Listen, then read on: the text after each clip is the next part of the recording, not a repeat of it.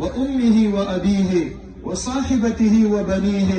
دا طول دنیا کو رشتے خپل ختم کی، طول دنیا کو سترګې بدلی کی، طول دنیا کو تعلق خپل ختم کی، خو اے په لور باندې دینی تربیت کوونکي او علم لوستونکي پلار او مورې، ستاسو سره به د محشر په میدان کې د دواړو جهانو سردار مبارک څنګ په څنګ ولاړ وي.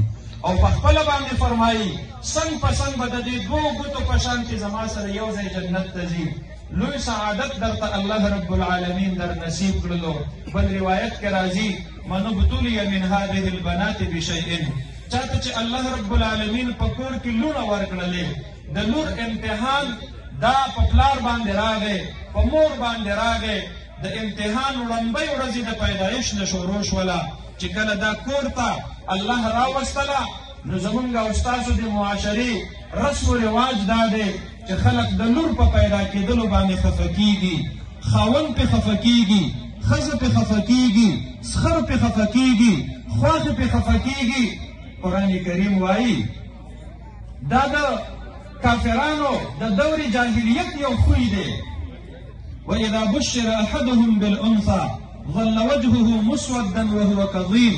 کور کې کله دوی ته خوشخبري ورکړلی شي چې تا کره خو ماشومه پیدا شوې ده، نو د دې سړي مخ تک تور شي د خفګان د وجې نه او د غوسې نه ډک وي.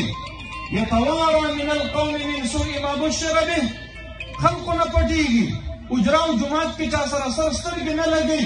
اوس به راته څوک پیغور راکړي تا لور شوې ده. الله فرمایي دا د کافرو رسم دی، دا د جاهلیت د دور رسم دی.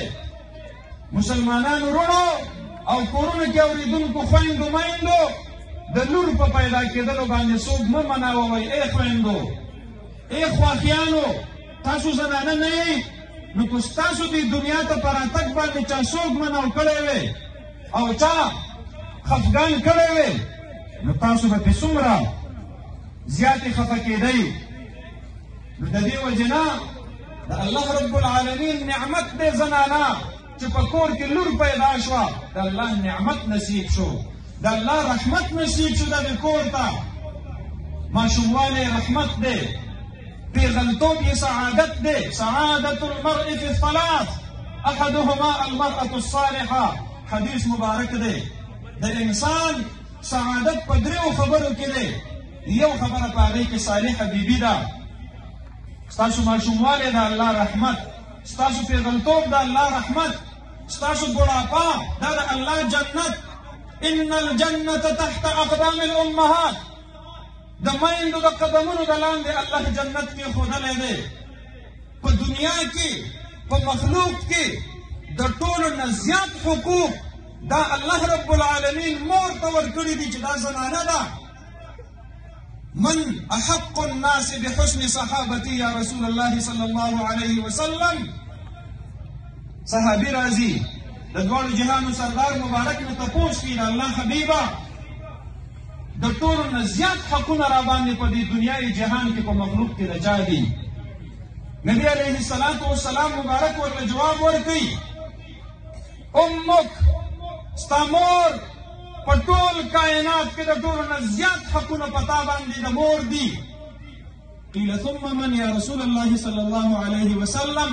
تپوس کوي ښه نو بیا د دې نه وروستو په ما باندې د چا حق ډېر زیات دی؟ نبی علیه الصلاة والسلام ورته فرمایي ثم امک، بیا ستا د مور حق د ټولو نه سوا دی.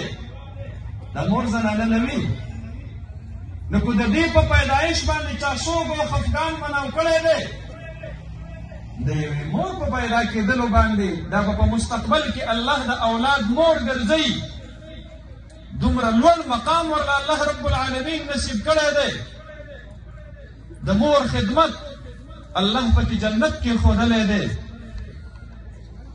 یو صحابي راځي جناب نبی کریم صلی الله علیه وسلم ته وایي وی مور مې د ماماګانو کره تلله، نو ګوډۍ و ما په اوږه باندې واخیستله.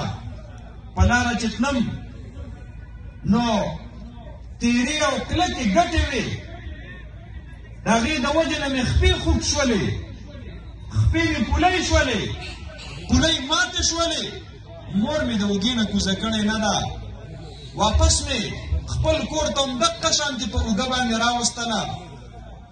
د الله حبیبه ما د مور د خدمت حق ادا کو. د دواړو جهانو سردار مبارک ورته فرمایي ستا مور چې ستا د زیږون په وخت کې کوم تکلیف او کوم مسلکه برداشت کړې وه چې ټول عمر یې په اوږه باندې وګرځئ، یوازې د هغې تکلیف هغه احسان د هغې بدله نشي راګرځولی. مور ده، دا هم زنانه دي، خویندو میندو په خپلو کورونو کې د زنانهو په پیدایش باندې خفګان مه کوئ، څوک پې مه کوئ. دا د دور جاهلیت رسم دی. یهب لمن یشاء اناثا ویهب لمن یشاء الذکور. الله رب العالمین